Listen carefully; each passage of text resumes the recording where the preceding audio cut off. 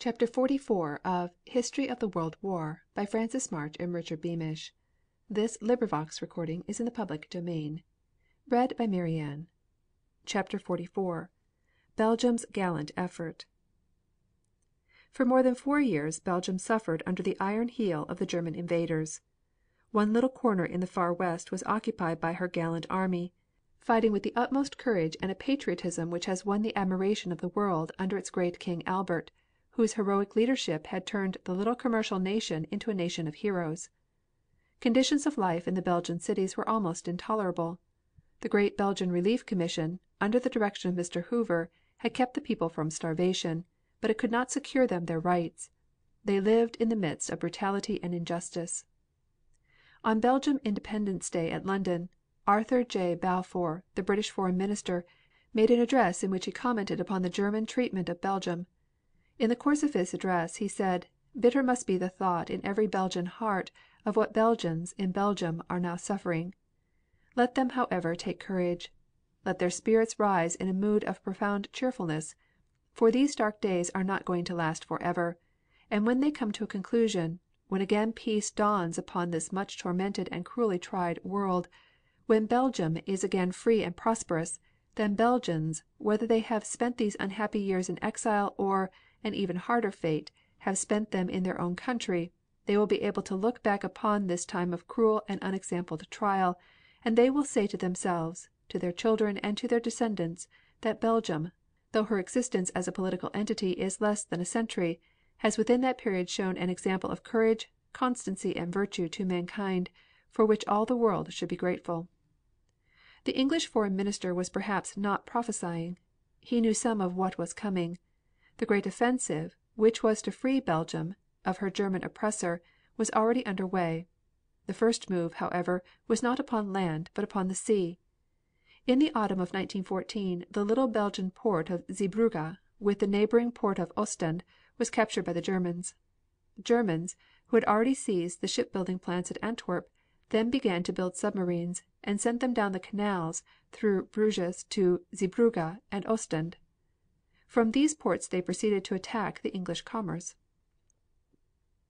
In the spring of 1918 submarine attacks on English shipping were so serious that England was using every possible effort to destroy these piratical craft, and it was determined to make an attempt to block the entrances to the canals at Zeebrugge and at Ostend by sinking old ships in the channels. The expedition took place during the night of April 22d, under the command of Vice Admiral Sir Roger Keyes. 6 obsolete British cruisers took part in the expedition. These were the Brilliant, Iphigenia, Sirius, Intrepid, Thetis and Vindictive. The Vindictive carried storming parties to destroy the stone mole at Zeebrugge. The remaining 5 cruisers were filled with concrete, and it was intended that they should be sunk at the entrances of the 2 ports. A large force of monitors and fast, small craft accompanied the expedition. An observer thus describes the heroic exploit: "The night was overcast and there was a drifting haze. Down the coast a great searchlight swung its beam to and fro in the small wind and short sea. From the Vindictive's bridge, as she headed in toward the mole, there was scarcely a glimmer of light to be seen shoreward. Ahead as she drove through the water rolled the smoke screen, her cloak of invisibility, wrapped about her by small craft. This was the device of Wing Commander Brock, without which, acknowledged the admiral in command, the operation could not have been conducted. A northeast wind moved the volume of it shoreward ahead of the ships. Beyond it was the distant town, its defenders unsuspicious. It was not until the Vindictive, with bluejackets and marines standing ready for landing, was close upon the mole, that the wind lulled and came away again from the southeast, sweeping back the smoke screen and laying her bare to the eyes that looked seaward. There was a moment immediately afterward when it seemed to those on the ships as if the dim harbor exploded into light. A star shell soared aloft, and then a score of star shells. Wavering beams of the searchlights swung around and settled into a glare. A wild fire of gun flashes leaped against the sky. Strings of luminous green beads shot aloft, hung and sank. The darkness of the night was supplemented by a nightmare daylight of battle fired guns and machine guns along the mole. The batteries ashore woke to life. It was in a gale of shelling that the Vindictive laid her nose against the 30-foot high concrete side of the mole, let go her anchor, and signaled to the Daffodil to shove her stern in. The Iris went ahead and endeavored to get alongside likewise. The fire was intense while the ships plunged and rolled beside the mole in the seas, the Vindictive, with her greater draft, jarring against the foundations of the mole with every lunge. They were swept diagonally by machine gun fire from both ends of the mole, and by the heavy batteries on shore. Captain Carpenter conned the Vindictive from the open bridge until her stern was laid in, when he took up his position in the flame thrower hut on the port side. It is marvelous that any occupant should have survived a minute in this hut, so riddled and shattered was it. The officer of the Iris, which was in trouble ahead of the Vindictive, described Captain Carpenter as handling her like a picket boat. The Vindictive was fitted along her port side with a high, false deck, from which ran 18 brows, or gangways, by which the storming and demolition parties were to land. The men gathered in readiness on the main lower decks, while Colonel Elliott, who was to lead the Marines, waited on the false deck just abaft of the bridge. Captain Hallahan, who commanded the bluejackets, was amidships. The word for assault had not yet been given when both leaders were killed. The mere landing on the mole was a perilous business. It involved a passage across the crashing and splintering gangways, a drop over the parapet into the field of fire of the German machine guns which swept its length, and a further drop of some 16 feet to the surface of the mole itself. Many were killed and more wounded as they crowded up the gangways, but nothing hindered the orderly and speedy landing by every gangway. The lower deck was a shambles as the commander made the round of the ship, yet the wounded and dying raised themselves to cheer as he made his tour. The Iris had trouble of her own. Her first attempts to make fast to the mole ahead of the Vindictive failed, as her grapnels were not large enough to span the parapet. 2 officers, Lieutenant Commander Bradford and Lieutenant Hawkins, climbed ashore and sat astride the parapet trying to make the grapnels fast, till each was killed, and fell down between the ship and the wall. Commander Valentine Gibbs had both legs shot away and died next morning. Lieutenant Spencer, though wounded, took command and refused to be relieved. The Iris was obliged at last to change her position and fall in astern of the Vindictive, which suffered very heavily from fire. Her total casualties were 8 officers and 69 men killed, and 3 officers and 103 men wounded. The storming parties upon the mole met with no resistance from the Germans, other than an intense and unremitting fire. One after another buildings burst into flames, or split and crumbled as dynamite went off. A bombing party working up toward the mole in search of the enemy destroyed several machine gun emplacements, but not a single prisoner awarded them. It appears that upon the approach of the ships, and with the opening of fire the enemy simply retired and contented themselves with bringing machine guns to the short end of the mole. The object of the fighting on the mole was in large part to divert the enemy's attention while the work of blocking the canals was being accomplished. Of this operation the official narrative says: "The Thetis came first steaming into a tornado of shells from great batteries ashore. All her crew save a remnant who remained to steam her in and sink her, already had been taken off by a ubiquitous motor launch. The remnant spared hands enough to keep her 4 guns going. It was hers to show the road to the Intrepid and Iphigenia, which followed. She cleared a string of armed barges, which defends the channel from the tip of the mole, but had the ill fortune to foul one of her propellers upon a net defense which flanks it on the shore side. The propeller gathered in the net, and it rendered her practically unmanageable. Shore batteries found her and pounded her unremittingly. She bumped into the bank, edged off and found herself in the channel again, still some hundreds of yards from the mouth of the canal, in practically a sinking condition. As she lay she signaled invaluable directions to others and her commander blew charges and sank it. Motor launches took off her crew. The Intrepid, smoking like a volcano, and with all her guns blazing, followed. Her motor launch had failed to get alongside, outside the harbor, and she had men enough for anything.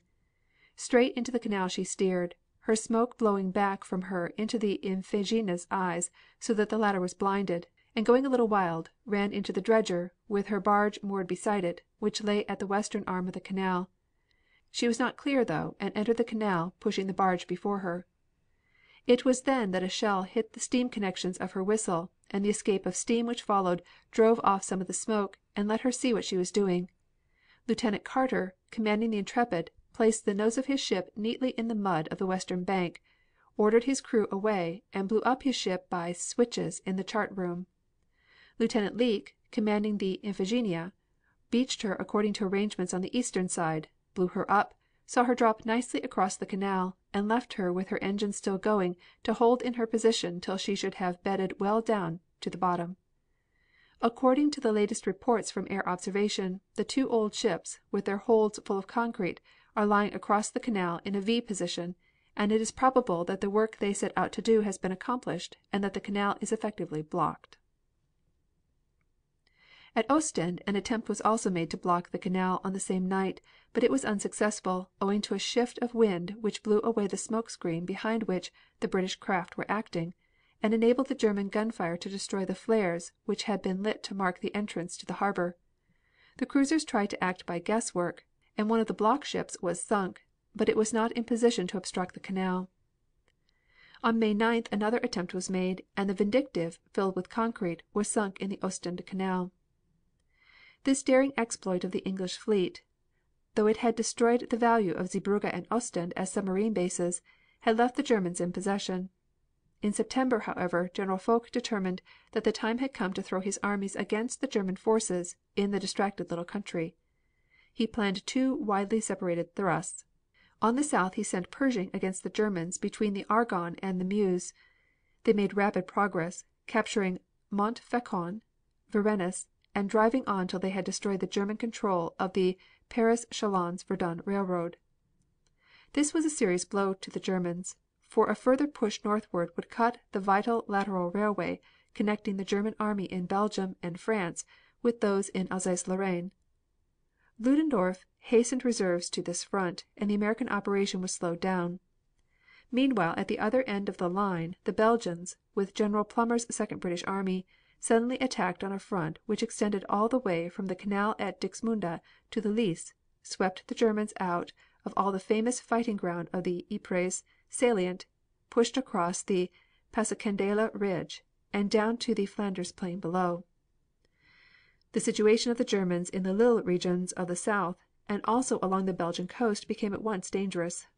Once more Ludendorff was compelled to send reserves, and this thrust began to slow up, but it was not checked permanently, and the Belgian armies were to move on. While this advance was being conducted the British fleet were bombarding the coastal defenses. The Belgian army, fighting with the utmost spirit under command of King Albert, made a penetration of 5 miles and captured 4,000 prisoners and an immense amount of supplies. On September 30th they captured the city of Roulers. For 10 days there was a consolidation of position by the Allies, but on October 14th they made a furious attack in the general direction of the Ghent and Courtrai. Thousands of prisoners and several complete batteries of guns were captured. In this attack British, Belgian and French troops took part, and the troops of the three nations went over the top without preliminary bombardment, taking the enemy by surprise. On October 15th the news from Flanders showed that the victory was growing in extent. The Allied armies were advancing on a front of about 25 miles, and in some places had penetrated the enemy's positions 6 or 7 miles. The Belgians had captured 7,000 prisoners, and the British and French about 4,000. In French Flanders the British advanced to a point about 3 miles west of Lille. The battle was carried on in a heavy rain which turned the battlefields into seas of mud. While this hampered the Allied troops, it hindered even more the Germans in trying to move away their material through the mired ground of the Flanders lowland. On the next day dispatches indicated that a retreat on a tremendous scale in northern Belgium was under way. The Germans were retreating so fast that the Allies lost touch with the enemy. The gallant little Belgian army, assisted by crack British and French troops, had driven the despoilers of its country from a large section which the Germans had occupied since the early days of the war, and had gained positions of such importance as to make it probable that the Germans would have to abandon the entire coast of Belgium. Moreover, on the south, in the city of Lille, with the great mining and manufacturing districts around it, was being left a salient which was growing deeper every hour, and which the enemy could not hope to hold. At certain points the resistance of the Germans was extraordinarily fierce. This was especially true in the region of Thouret. The battle here was from street to street and from house to house. the Germans had placed machine guns in the windows of houses and cellars and fired murderous streams of bullets into the advancing Belgians, but were unable to stop them. The Belgians fought with a dogged determination such as only troops fighting to regain their outraged country could display. Nothing could stop them. At other points, especially in the northern part of the battle area, the Germans surrendered freely. Many civilians were rescued from the towns and districts captured, and little processions of these were straggling rearward out of range of the guns and out of the way of the fighting troops. At times liberated Belgian women could see their sons, brothers or husbands going forward into battle. On October 17th the German retreat in Flanders became a rout. The enemy were fleeing rapidly on their entire front. The British entered Lille. The Germans fled from Ostend, and British naval forces were landed there. The Belgian infantry were sweeping up the coast, and Belgian patrols entered Bruges. In the afternoon of that day King Albert of Belgium and Queen Elizabeth entered Ostend. The splendid fighting of the Belgian troops and their magnificent victory was now attracting universal attention. It was one of the revelations of the war. They were bearing the giant's share of the work of the Allied armies in their own country, and had already liberated territory which more than doubled the area of that part of Belgium which had been in their possession. With the Belgian coast cleared of invaders, it became open to British transports which would afford relief to the whole Allied armies from the resultant decrease in the congestion of the Channel ports. On October 19th the progress continued. Zeebrugge was occupied by the Allies, the last Belgian port remaining in German hands. The Belgian advance continued along the whole line. King Albert entered Bruges. Day after day the advance continued. The reception of the King and Queen of Belgium in the recovered towns was something to remember. In Bruges they rode in amid the tumultuous cheering of the frenzied population. On the central square they were received by the burgomaster with an escort of a solitary gendarme, who had refused to give up his uniform and old fashioned rifle to the enemy, though fined and imprisoned he had kept their hiding place secret. As he stood there alone with fixed bayonet, the King and Queen shook him by the hand and congratulated him.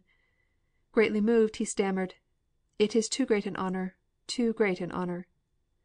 And with all this happiness came the happiness arising from the return of the soldiers to the homes from which they had been absent so long, the reunions of husband and wife, of parents and children. Belgium was now to reap the reward for her heroism.